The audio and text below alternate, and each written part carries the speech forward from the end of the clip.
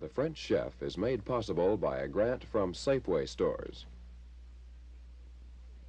This skinny, undernourished object is a fish frame.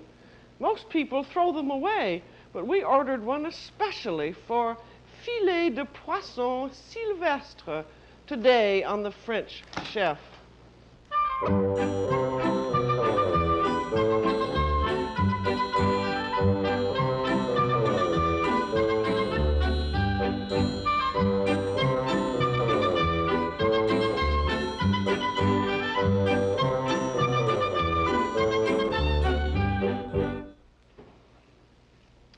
Welcome to the French Chef.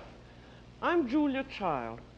The French love fish, and no wonder they do, because they cook it so beautifully. They can do it very simply indeed, or with mad elaboration. And some of their most delectable creations are centered around fish fillets poached in white wine, because you can use your whole repertoire of white sauces and decorations when you do the fish this way. That makes it sound terribly difficult and rather frightening, but actually it's rather simple, because it's usually just about the same sauce that is used every time. And each time you add something different to it, like a mushroom or a lobster claw, it changes its name, like Velevska or Bonne Femme or Marguerite.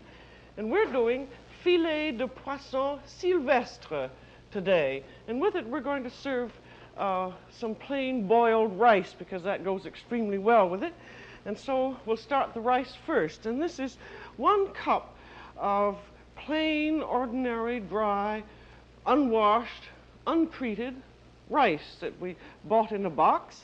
And you just pour it from the box into the cup, and then have some rapidly boiling water, a large pot of it, and just sort of sprinkle it in. You don't have to wash the rice first at all, and you want always to use a very large pot of water, because one of the objects is to wash off the sticky outside coating, the floury coating, which becomes sticky. Then give it a stir up, and we're going to time it for 8 minutes, and then put some salt in. I'm using this coarse salt, the kosher salt, because it's so easy to use. And then that's all we need to do for 8 minutes. And then we are going to do the rest of the Sylvestre for the fish fillets, and that includes finely cut vegetables. And these are going to be carrots and onions and celery and some parsley and some mushrooms. And with all of these dishes, these fancy fish dishes, it is the garniture which makes this special quality of it. And these vegetables are going to be cut in a very, very, very, very fine dice, which is called a brunoise, B-R-U-N-O-I-S-E. And that means a very, very fine dice. And a less fine dice is called a mirepoix. And to do this, you take your carrot, and you would cut it in half, and then you cut a little bit of a slice off the two lengthwise sides of it, so that the carrot will lie flat on your table. And then you take a very sharp knife, and I think I'd better put my glasses on so I can see, because this has to be very finely done. And then you take very, very thin slices off the side of the carrot. This should be about 1/16 of an inch. And the fineness of your slices dictates how fine your dice is going to be.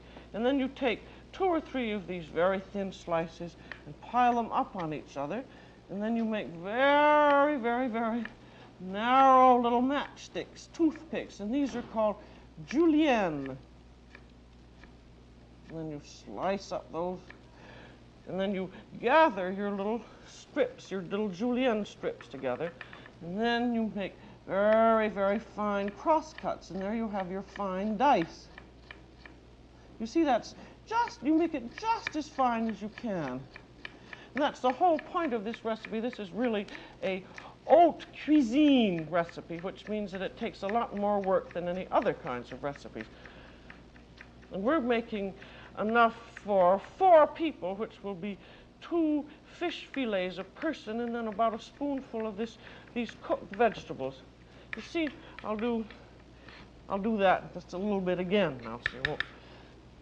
You see, you cut your piece off the carrot, and then so that it will stay, and then you make your lengthwise slices very, very, very fine. And then you cut your lengthwise slices into julienne strips, and then you gather your strips together, and that makes your fine dice. And when you've practiced doing this, it goes faster. But anytime when you're going to do it very, very finely, diced like this, it doesn't go terribly fast. But if you've practiced it, you can do it much better. Now for the celery, take a very tender celery, whap it a little bit to flatten it out, and then do your very, very fine slices like that. And that's the same thing. The celery is a little easier because you just have one step. So there's your celery. And then when you come to the onion, this is how to dice round objects. You cut it in half through the root end. There's your root end there. And then you lay it flat, and your root end is away from you. And then, remember this knife grip. You're holding your knife in your thumb and your finger like this so that it can go flat. And then you make very, very fine slices all the way across, but you don't come quite to the end so that your slices stay together. And then you make very, very fine cuts horizontally, and then you just slice down like this. So there's your onion slice. And then these are all going to be cooked. I forgot to say we have parsley also. Take your parsley stems and slice them. We want to use just the stem and not the leaves, because we want everything to stay white. And then we're going to cook these in butter. And so we want to have about a cup in all of vegetables. And I have some that are already cut in this jar. I'll just mix them up, and I'll put about a cup in there. I don't think I got enough carrots. And then we're also going to have mushrooms, which go in. And the mushrooms are diced in just the same way. And these you just would cut down. You can sort of gather them all together and sort of chop them, but I think that it goes a little bit easier this way, because you don't have to have so very much. I think with all of this, once you start practicing cutting, you'll find that these things will go a lot faster. And then just chop them mushrooms up so that they're of the same size as the carrots and onions, and then they go in. We'd like to have about half a cup of mushrooms. And then this gets salted and peppered. I'm going to put in about half a teaspoon of salt and some pepper.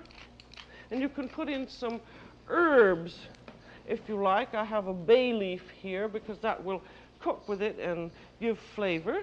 And then you can put in some tarragon or oregano. I think tarragon is very nice. This is dried tarragon. I'm using about half of a tablespoon. The proportions, as so often happens in this kind of a thing, aren't terribly important. It's that you get the main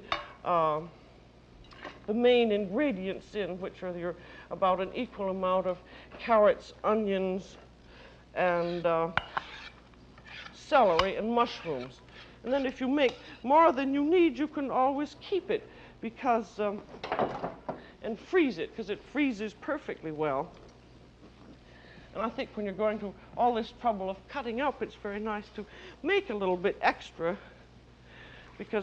and then you can use it for so many other things, such as cooking chicken or other kinds of fish. And then this should cook very, very slowly And it will take it about half an hour, nothing. It'll take it about 15 minutes, and it should be beautifully soft and perfectly done. So there's our bell for the rice.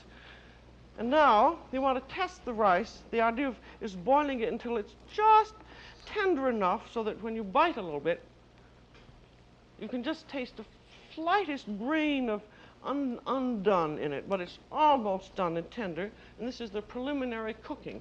And then it gets drained. And I'm going to drain it into a colander.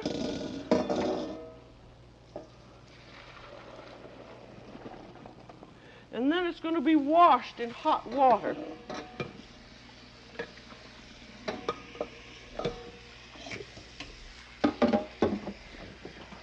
And if you have one of these sprayers, just wash it thoroughly. Wash it, do it up and down with your hands a little bit. And the idea of this is to wash off all of that floury coating so that the grains will be separate. And then it gets its second cooking. And I have here a pan of simmering water, and then another pan with about 2 tablespoons of butter in, or that's about 1.5 tablespoons. And then this hot rice, immediately after you've washed it, goes right into this pan. And then it gets stirred up and mixed with the melted butter, and then you put in your salt and pepper. I'm going to use white pepper so that I won't have any little black specks in the rice. And then it'll need about 1/2 teaspoon of salt probably, but it will be tasted later. And then stir it up with a fork. You always use a fork with rice, because if you use a spoon, you may mash up the grains. And then that is to be covered. I'm going to cover it with wax paper. Wax paper doesn't give any taste, and there's really isn't any wax on wax paper, so that you can use it without worry at all. Then cover it with the wax paper. And then I have a cover. This is one of these universal covers that you can put on any kind of a pan, any size. I got this in France the last time we were there. It cost about 50 cents, and it's much nicer than having so many special covers for each pan. And then we are now ready, just about, to do our fish. So I'm going to get it out of the ice box. Oh, one thing that I forgot to tell you about how long to steam this rice. This should steam over simmering water for about 20 minutes until the grains are fluffy. And they should remain separate because you washed it thoroughly. And then you can cook it ahead of time, and then when it's done, you take the cover off, and then you can reheat it again in hot water before serving. And now for our fish, after all of that preliminary. Now, there's our fish frame, which you're going to see later. That's the skeleton that the fish fillets came off. And this, you would use a white lean fish. You can use whiting or sole or flounder. And this happens to be a gray sole. And here are the fillets the way they usually come when you buy them in the market. And this is a double fillet here. You can use, let's see, other good fish is a dab, and then if you're on the West Coast, you can use the petrale sole, which is excellent. You want, for any kind of a fish dish, to try and get sole fillets which have enough consistency to hold together. Now, usually, if you get it in a supermarket, you ask the fish man, and he doesn't know what you're talking about. I mean, what the name of his fish is, so that you're sort of at the mercy of people. And now, when you get your fish and you have these two sides of the fillets, you can see a separation, so you cut right down through that so that you separate the fillet into its two natural halves. And then you'll notice that there are two sides to the fillet. There's one that's been next to the skin, and it has sort of a little white look to it. And then there's the one that's the more smooth and beautiful one, and you use the skin side one as the non-public side, and you take a very sharp knife and you score it, and just down very lightly all over at about an inch apart. And this very light scoring, and be careful not to cut it deeply, it's to separate this little filament so that the fish won't curl up and get out of shape when it's cooking. And then you lay all your filets out and season them with salt and white pepper. We're going to give 2 of these strips to each person. And then sprinkle, be sure always when you're cooking fish, be sure to season it very lightly before you cook it. Because if you don't, it sort of lacks a certain flavor to it. And then I'm putting a little bit of white pepper on it. And then we're ready to stuff it with our brunoise. And this, you see, these vegetables haven't cooked enough yet, so I have some that have already cooked. They take about 10 or 15 minutes, and it should be beautifully tender and almost caramelized, but not brown. Now, where's my dish? Here. And then this is a buttered dish, and you lay your filets in the dish and put them in with the scored side up and the beautiful side down. And we're laying them in and letting them drip out a little bit, because then the filling is going to go in on this side that's here on the inside.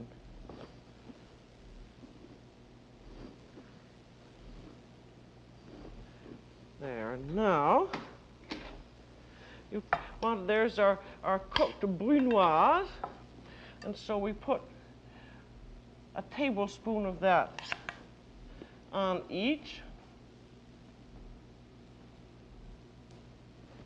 I guess to be a little more elegant, I could use a spatula.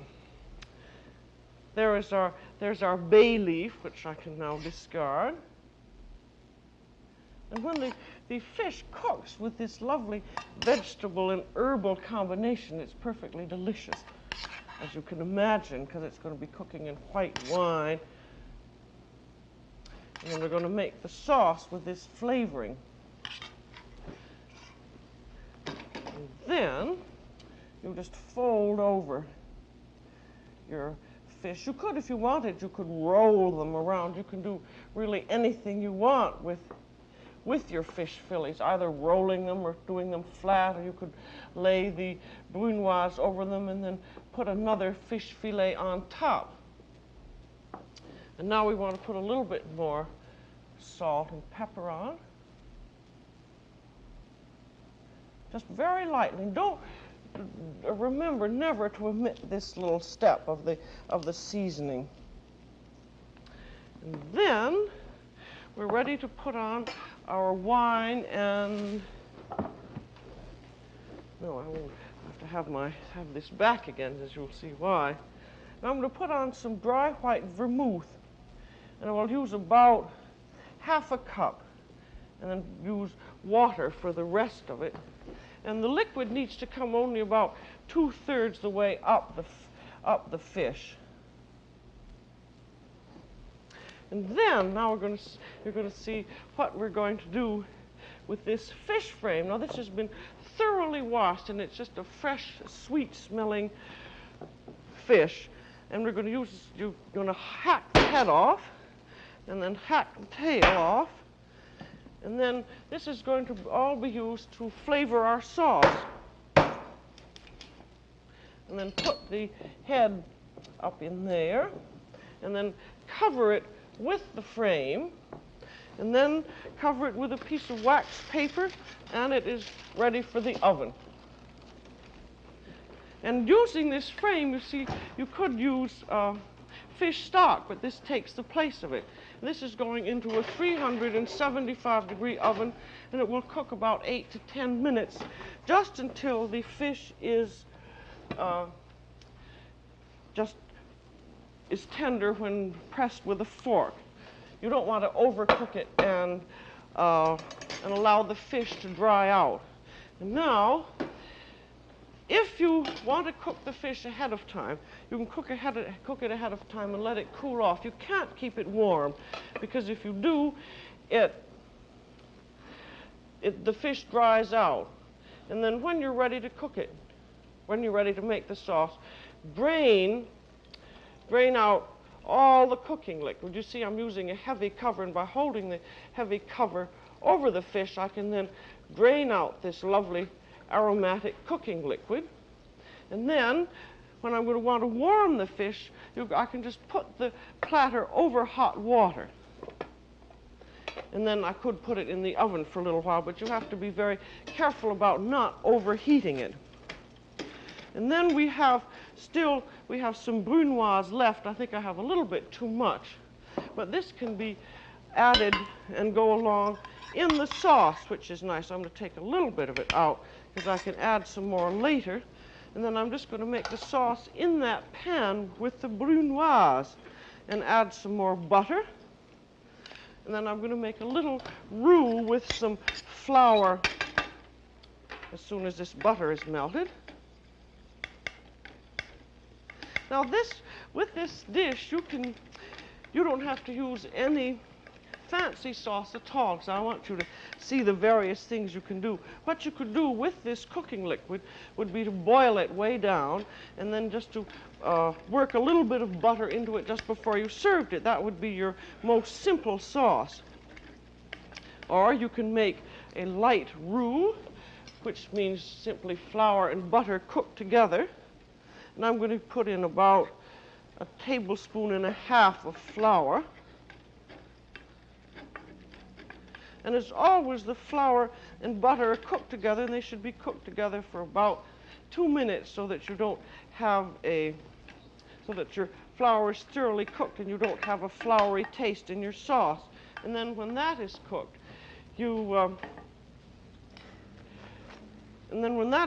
and your liquid has reduced, you then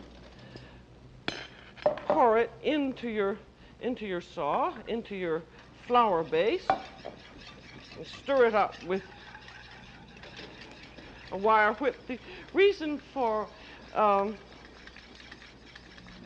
reducing your fish cooking liquid is so that you will concentrate the flavor. That only needs to boil for a moment. And then you could add some cream to this sauce and serve it just as it is, or you could have a more elaborate treatment with egg yolk and cream. And I'm going to do everything in the most elaborate haute cuisine way today. And I have 2 egg yolks there. And then I'm going to put in a little bit of cream. That's heavy cream. And then beat that up and pour some of the hot sauce in. You always have to do that so as you're heating up your egg yolks gradually. And then pour this back into your saucepan and stir it up, and then give it a little bit of a boil. And at this point, you can thin this out a little bit more if you want, but we're going to do something even more elaborate with it, as you'll see. Now you want that to come up to the boil, and because your egg yolks have been fortified with a flour base, they're not going to curdle. And then as soon as that's just come up to the boil, you can then consider that it's like a hollandaise base, and you can beat as much butter into it as you want. And this you do only at the last moment. You can beat, I'm just beating in a tablespoon or 2 there. And you can go right on beating in the butter, but you do it only at the last moment. Because if you tried to heat the sauce up again after you had buttered it so thoroughly, it would just thin out. So here is our fish, which has heated up over hot water. There's our cover, and there's our fish frame, which has given flavor to the sauce. And then we take off the frame. I don't know why more people don't use all these natural things, such as the fish frame and the bones, which give so much flavor and character to sauce. Because that is one reason why I think fish dishes cooked the French way have so much more flavor than anybody else's, just as because they use all the natural flavors that they find.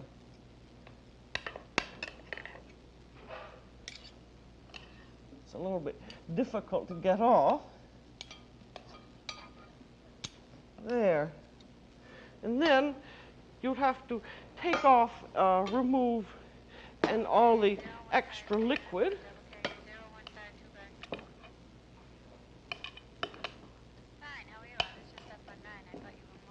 And that can be stirred into your sauce. And then you spoon the sauce over the fish fillets. I should have taken out a little more of the liquid, but I wanted you to see how it was done. And then you would put your rice in between, or you could serve it separately, whichever you wish to do. So your rice is all done, and that goes in between. And then if you had truffles or anything like that, you could put them on too to make a little more decoration. So now our fish is all ready to serve. And if you're doing this kind of a sauce that's heavily buttered, you have to get the sauce and the fish all ready at the same time and then serve it at the last moment, because that is haute cuisine, making everything as difficult but as delicious as possible. And with this dish, I think it should really be served in the French manner with nothing else. Serve it as a separate course, and with it have one of your best white Burgundy wines. And I'll just serve a bit of it so you'll see how nice it looks. There's your little bit of rice.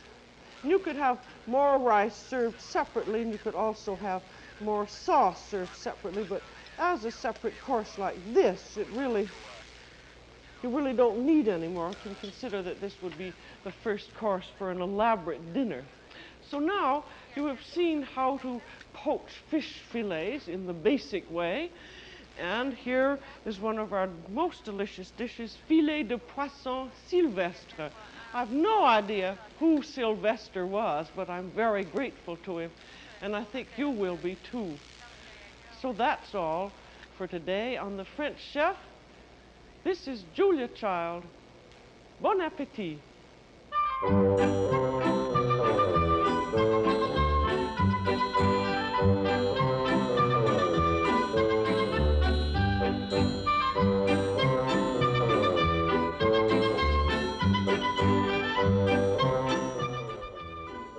Julia Child is co-author of the book Mastering the Art of French Cooking.